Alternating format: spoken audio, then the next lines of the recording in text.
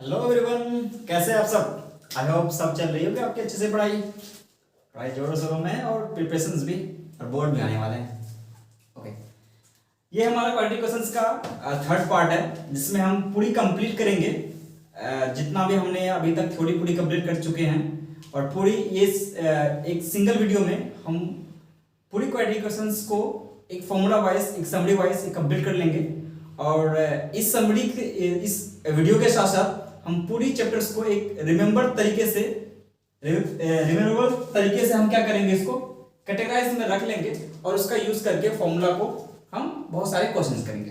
Right, क्या है summary of quadratic questions. Yes, summary of quadratic questions complete quadratic questions in 30 minutes. Right, okay, चलिए हम देखते हैं। फर्स्ट वीडियो में हमने जो पढ़ा था वो पॉइंट वाइज लेते जाते हैं कि कितने सारे पॉइंट्स हम क्वाड्रेटिक क्वेश्चन में पढ़ते हैं और कौन कौन से पॉइंट हम एक्सप्लेन किए हैं।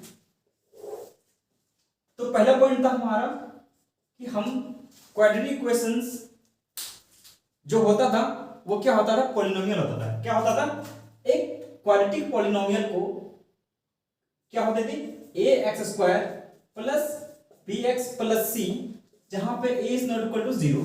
तो इसको हम क्या बोलते थे, क्वाड्रेटिक पॉलिनोमियल। ये हम फर्स्ट पॉइंट पढ़े थे। उसके बाद सेकंड पॉइंट क्या पढ़े थे, जब इस क्वाड्रेटिक पॉलिनोमियल को इक्वल टू 0 कर देंगे तो ये हमारा क्या बन जाएगा, क्वाड्रेटिक इक्वेशन बन जाएगा। क्वाड्रेटिक इक्वेशन यानी कि इसको रिप्रेजेंट p ऑफ x से भी किया जाता है। किसे किया जाता है, p ऑफ x से, यानी कि a of x² plus bx plus c is equals to 0 कर देंगे तो a is not equal to 0 and a b c are real numbers, then this is quadratic equation. This is quadratic equations.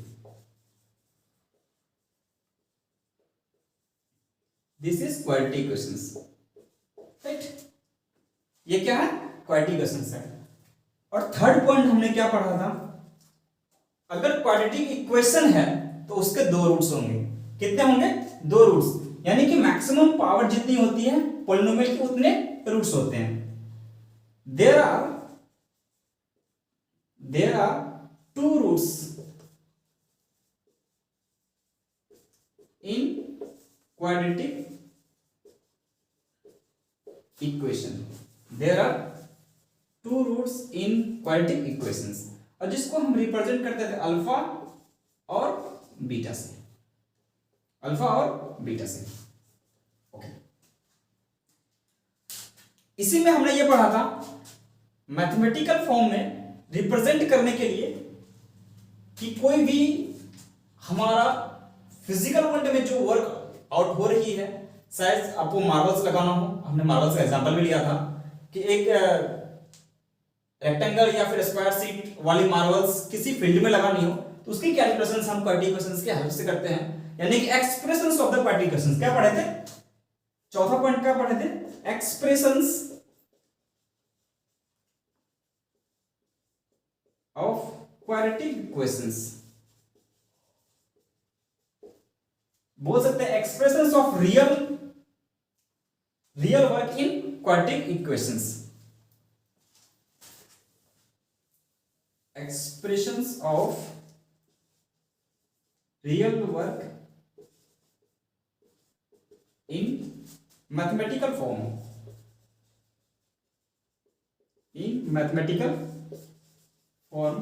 or quadratic equations, जिसमें हमने example लिया था कि sum of two number is 27 and product of two number is 127, like that, जिसमें हमने ये लिया था राम और श्याम का एग्जांपल से लेते हैं। राइट, उसके बाद हमने पढ़ा था फिफ्थ पॉइंट में दो रूट्स होंगे। क्या होंगे, दो रूट्स होंगे। रूट्स वो चीज होती है जो इक्वेशंस को सेटिस्फाई करेगी। क्या करेगी, इक्वेशन को सेटिस्फाई करेगी, यानी कि वेरिएबल के प्लेस पे इस रूट्स को रखने के बाद उसकी वैल्यू 0 हो जानी चाहिए। अगर दो रूट्स है, if alpha and beta are roots, then इस वैल्यू को x वेरिएबल में पुट करने के बाद वैल्यू क्या होना चाहिए, 0 होना चाहिए, यानी कि a alpha square plus b alpha plus c equals to 0। और दूसरा क्या होना चाहिए, ये करेक्ट होना चाहिए। और दूसरा क्या होना चाहिए, a beta square plus b beta plus c equals to 0। If alpha and beta are roots of the quadratic equations, then both roots will satisfy the quadratic equations. इसको हमने एक्सप्लेन भी किया था और एग्जांपल में पुट करके value हम 14 and 13 जो हमारे रूट्स निकले थे उसको मैंने पुट करके भी चेक भी करवाया था पिछली वाली वीडियो में कि ये हमारे इक्वेशंस को सेटिस्फाई कर रहे हैं, इसका मतलब that value is the roots of this polynomial, this quadratic polynomial, right. ये पढ़े थे हमने 5th पॉइंट में। ये था हमारा क्रॉस चेक मेथड, इसी को हम क्या बोलते हैं, cross check method, cross checking method. ये हमारा क्या था, 5वां मेथड था, क्रॉस चेकिंग मेथड। ओके, उसके बाद नेक्स्ट 6ठा पॉइंट हमारा क्या था, सॉल्यूशंस ऑफ क्वाड्रेटिक इक्वेशंस। क्या था, method to find solutions of quadratic equations। हमारे पास टोटल 3 मेथड थे क्वाड्रेटिक इक्वेशंस को सॉल्व करने के लिए और रूट्स निकालने के लिए, यानी अल्फा बीटा जो रूट्स निकालते हैं उसको सॉल्व करने के लिए, मैनिपुलेट करने के लिए अलग अलग मेथड यूज करते हैं। उसको हम क्या बोलते हैं, methods to find out the quadratic solutions और find out the roots of the quadratic equations, right. उसमें क्या होता था, पहला मेथड था हमारा कौन सा, फैक्टराइजेशन मेथड। पहला क्या था हमारा, फैक्टराइजेशन मेथड, फैक्टराइजेशन मेथड। पहला क्या था, फैक्टराइजेशन मेथड। फैक्टराइजेशन मेथड में एक ax square plus bx plus c equals to 0 ये क्वाड्रेटिक इक्वेशंस लिए थे।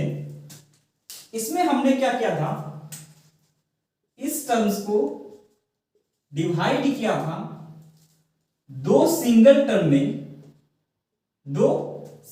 में। मान लेते हैं कि माइनस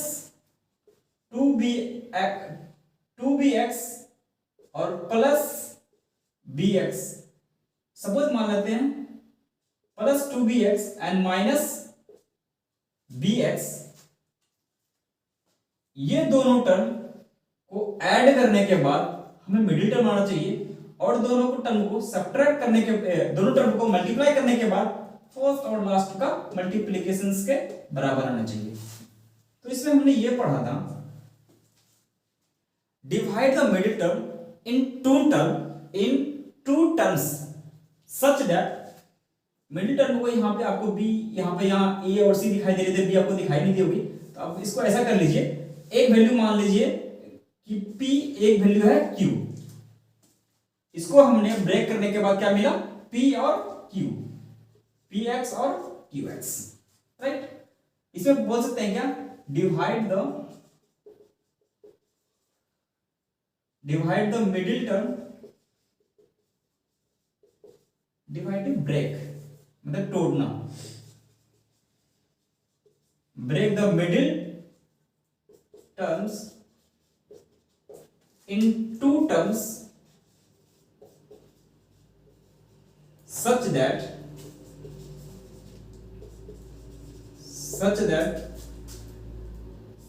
पहला addition of that term is equals to middle term. पहला एडिशन ऑफ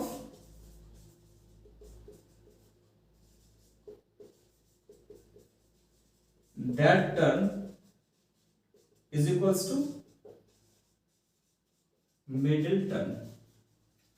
यानी कि इस एग्जांपल से लूं तो p of x plus q of x is equals to जो होगा वो कितना होगा, b ऑफ x, राइट।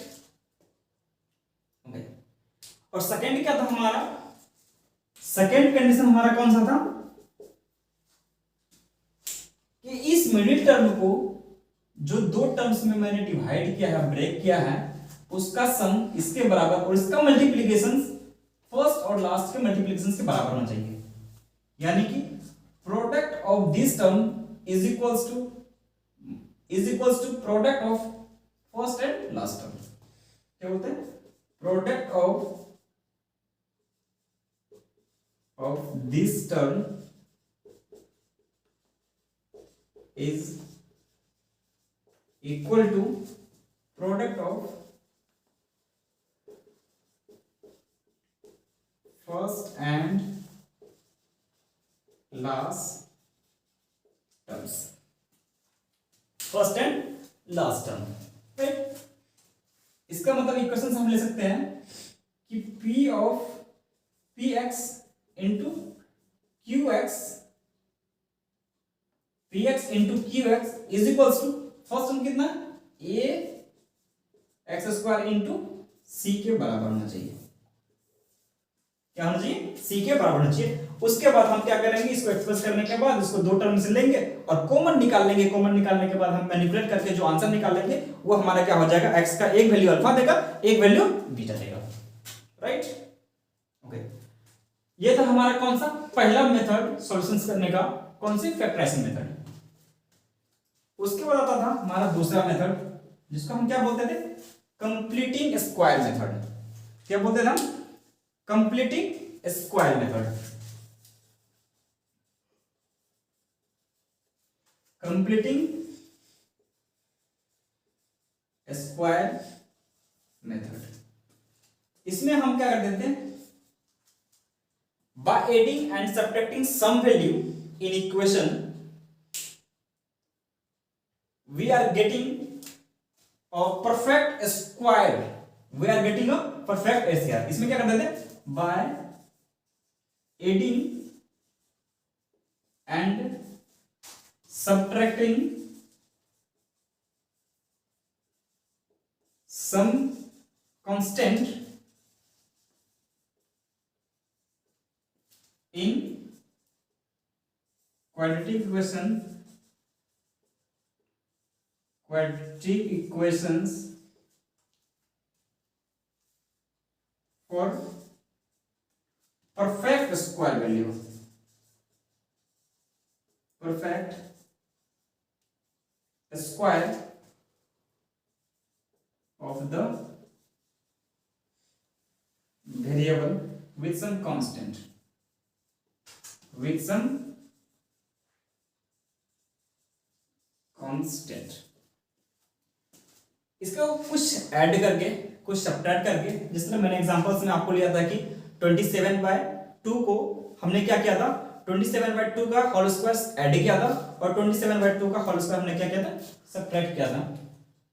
कुछ एडिंग और सब्ट्रैक्ट करने के बाद एक परफेक्ट स्क्वायर बनाते हैं। Perfect square is equals to some constant. उसके बाद मैनिपुलेट करके अल्फा और बीटा एक बार प्लस लेंगे, एक बार माइनस लेंगे। अल्फा एक बार प्लस के साथ और बीटा लेंगे तो माइनस के साथ, मतलब दोनों में से किसी को यूज कर सकते हैं। राइट, उसमें से हमें दो रूट्स निकल जाते हैं। एक मेथड तो ये हो गई फैक्टराइजेशन वाली, आई होप को पूरी चीज समझ में आ चुकी होगी। Second method completing square method.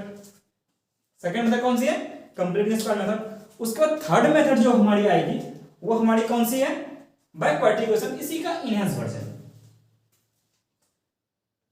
Pause करके अच्छे से नोट कर लीजिएगा। विद इन 30 मिनट्स ये चैप्टर हमारे अच्छे से कंप्लीट हो जाएंगे। और यही बस इस चैप्टर में जितने सारे फॉर्मूले मैं आपको एक पॉइंट वाइज दे रहा हूं, इतना आपके लिए सफिशिएंट होगा किसी क्वेश्चंस को अप्रोच करने के लिए और सॉल्व करने के लिए। हो गया नोट, सॉल्व कीजिए, नोट कीजिए, पॉज कीजिए, नोट कीजिएगा। ओके, मिटा दूं। ओके, नेक्स्ट है हमारा कौन सा, नेक्स्ट पॉइंट जो है वो हमारी कौन सी है, जिसमें हम पढ़े थे थर्ड मेथड। थर्ड मेथड क्या थी हमारी, by quadratic equations, by quadratic equations. इसमें बस कुछ नहीं करना है, आपको एक फॉर्मूला है, वो छोटी सी फॉर्मूला को क्या करना है, याद रखना है, राइट। आपके पास एक इक्वेशन है ax² plus bx plus c, जो स्टैंडर्ड फॉर्म है क्वाड्रेटिक इक्वेशंस का, राइट। आपको इसी में से a b और c का यूज करके एक फॉर्मूला बनाया गया है जिससे आप अल्फा बीटा डायरेक्ट निकाल सकते हैं। क्या कर सकते हैं, डायरेक्ट निकाल सकते हैं। तो क्वाड्रेटिक इक्वेशन से अल्फा और बीटा जो निकलता था वो क्या होता था, minus B plus minus under root b² minus 4ac by 2a, ये इक्वेशंस होती थी। इसको हम डायरेक्ट यहां से a b c पुट करते थे और हमारी आंसर आ जाती थी, राइट। अगर एक बार मैंने प्लस लिया तो अल्फा बोल दिया, माइनस लिया तो बीटा बोल दिया। क्या करेंगे, प्लस लेंगे तो अल्फा, माइनस लेंगे तो बीटा। अब दोनों में से किसी को प्लस माइनस के साथ रख सकते हो सकता है कि आप बोल सकते हो कि माइनस के साथ मैंने अल्फा बोला, बीटा को मैंने प्लस के साथ बोला, no problem, we can say that alpha and beta, right. This is nothing, this is the roots of a quadratic equation, right. Okay, ये डायरेक्ट मेथड होने के बाद हम ये समझे थे कि यहां पे b² माइनस 4ac जो है वो डिसाइडिंग फैक्टर है कि रूट्स हमारी कैसी होगी। वो कौन डिसाइड करेगा, b² माइनस 4ac। हमारी एजुकेशन की क्वालिटी डिसाइड करती है कि हमारा रिजल्ट कैसा होगा, और हम डिसाइड करते हैं कि हमारा होने वाला कैसा होगा। चलिए, अब डिसाइडिंग फैक्टर कौन में है, अल्फा कैसा होगा, बीटा कैसा होगा, इसको कौन डिसाइड करेगी, b² माइनस 4ac कौन करेगी, क्योंकि ये प्लस के साथ हो सकती है और माइनस के साथ होती है। प्लस के साथ आई तो आपकी, माइनस के साथ आई तो ये डूबेगी। इसमें कौन होगा, b² माइनस 4ac। तो ये है deciding factor, b² minus 4ac। इसीलिए इसको हम क्या बोलते हैं, डिस्क्रिमिनांट भी बोलते हैं। क्या बोलते हैं, डिस्क्रिमिनांट।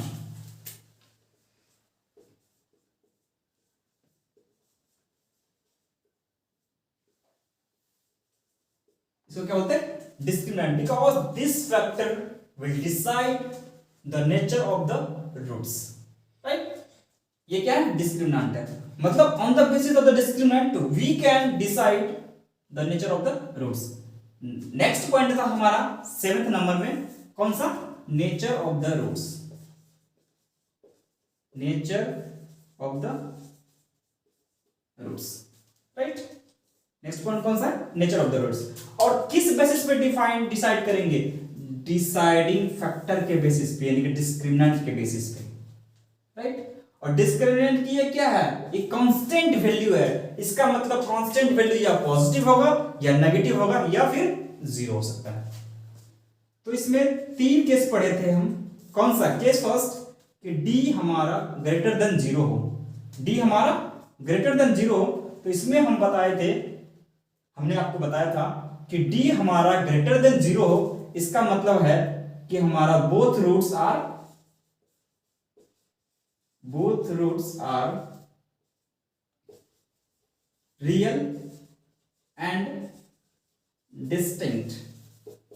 इसकी एक्सप्लेनेशंस आपके प्रीवियस वीडियो में पड़ी हुई है, आप वहां पे जाकर के चेक कर सकते हैं कि जब d हमारा ग्रेटर देन 0 होता था तो बोथ रूट्स रियल कैसे होते थे और बोथ रूट्स को डिस्टिंक्ट क्यों होते थे, क्यों होता था, उसकी एक्सप्लेनेशन उस वीडियो में पड़ी हुई है। आप वहां पे जाकर रीचेक कर लीजिए, काफी अच्छे से फिर रिकैप हो जाएगी, राइट।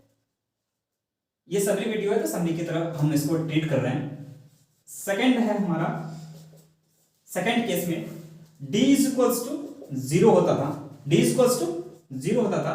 इसमें क्या बोलते थे कि जब हमारा डिस्क्रिमिनेंट 0 हो जाएगा, मतलब डिसाइड करने के लायक नहीं रहेगा, तो उसको क्या बोलते हैं, जब आपसे ना बने भगवान के भरोसे, उसको क्या बोलते हैं, जब डिसाइड करने के लायक नहीं रहे तो वो छोड़ देते हैं। वो क्या करते हैं, छोड़ देते हैं। इसका मतलब d बराबर जब 0 हो जाए, ये पुट 0 होगी, इसका माइनस b/2a, यानी कि दोनों रूट्स क्या हो जाएंगे, सेम हो जाएंगे। Both roots are real and both roots are real and same, real and same, right. उसके बाद आता था लास्ट केस हमारा थर्ड केस। लास्ट केस हमारा थर्ड केस। थर्ड केस में हम ये बोलते थे कि अगर हमारा डिस्क्रिमिनेंट लेस देन जीरो हो जाए, क्या हो जाए, लेस देन जीरो हो जाए, तो इस केस में हमारा जो रूट्स निकल के आता था वो क्या आता था, इमेजिनरी रूट्स आते थे, जिसको हम क्या बोलते थे, नो रियल रूट्स। क्या बोलते थे, नो रियल रूट्स। इसको बोलते हैं नो रियल रूट्स, राइट। ये क्या बोलते थे, नो रियल रूट्स। ओके, यानी कि जो d की वैल्यू होती थी वो b square minus 4ac equals to d होता है, ना कि अंडर रूट का वैल्यू के साथ d की वैल्यू होती है। यानी कि रूट के अंदर कोई भी वैल्यू अगर नेगेटिव आई, इसका मतलब ये फाइनल है कि जो नंबर हुए वो इमेजिनरी होगी। नंबर जो होगी वो क्या होगी, इमेजिनरी होगी। रूट के अंदर अगर पॉजिटिव वैल्यू आती है तो रियल वैल्यू आएगी। रूट के अंदर अगर नेगेटिव वैल्यू आती है तो कैसी वैल्यू आएगी, इमेजिनरी वैल्यू आएगी। उसी को हम क्या बोलते हैं, no real roots, no real roots, right. इतने सारे पॉइंट्स हमने अपने YouTube चैनल के माध्यम से आपको फर्स्ट एंड सेकंड पार्ट में पूरी डिसाइड एक्सप्लेन किया है। वहां पे एग्जांपल के साथ एक्सप्लेन की हुई है, वहां पे जाकर आप रीचेक कर लीजिए, आपको अच्छे समझ में आ जाएगी पूरी एक्सप्लेन के साथ। ये थर्ड पार्ट में हमने पूरी समरी को डिसाइड किया, और कि इस चैप्टर में क्या क्या है, कौन कौन से पॉइंट हमने पढ़े हैं और कितने सारे पॉइंट्स है, कौन से पॉइंट में कौन सा फॉर्मूला आती है, और कितने सारे फॉर्मूले एक आउट करने के लिए हमने कोशिश की है कि एक पॉइंट पे और एक सिंगल वीडियो में आपको पूरी समरी मिल जाए पूरी चैप्टर्स की, ताकि आपकी प्रिपरेशंस वेल एंड गुड हो सके, राइट। ओके गाइस, आप जो भी वीडियो देखते हैं, जो भी चैनल्स में आते हैं, तो वहां पे प्लीज भगा के नहीं देखिएगा। अदरवाइज आपकी कुछ चीजें समझ में आएगी, कुछ चीजें समझ में नहीं आएगी, तो आपको लगेगा कि पता नहीं क्या बीच में चला गया। आपको कंप्लीट समझ में तभी आती है जब थोड़ा टाइम निकाल करके आप आराम से, इत्मीनान से, जब टाइम मिले तब निकाल के देखिए। और अगर अच्छे से पूरी कंप्लीट कीजिएगा तो मैं विश्वास दिलाता हूं कि पूरी कंप्लीट प्रिपरेशंस आपकी यहां पे हो जाएगी। Trust me once, then you will blind trust me forever. Okay, आज के लिए हम इतना ही रखते हैं। ये हमारी पूरी कंप्लीट वीडियो, और नेक्स्ट वीडियो जो आएगी वो हमारी अगर क्वेश्चंस करेंगे हम, क्वालिटी क्वेश्चंस के, एनसीईआरटी के सारे क्वेश्चंस करेंगे। उनके अलावा जो हमारे प्रीवियस ईयर पेपर में जितने भी सारे क्वेश्चंस, क्वालिटी क्वेश्चंस आए हैं, आने वाले 2 वीडियो में हम उसको पूरी अच्छी तरह से कंप्लीट कर लेंगे। और आप कंटिन्यू वॉचिंग करते रहिए, देखते रहिए, और बहुत सारा प्यार दीजिए इस चैनल को, लाइक एंड सब्सक्राइब करते रहिए, ताकि आपके पास आने वाले वीडियो आपके पास डायरेक्ट नोटिफिकेशंस में पहुंच सके। तब तक के लिए keep watching, stay healthy, stay safe, thank you.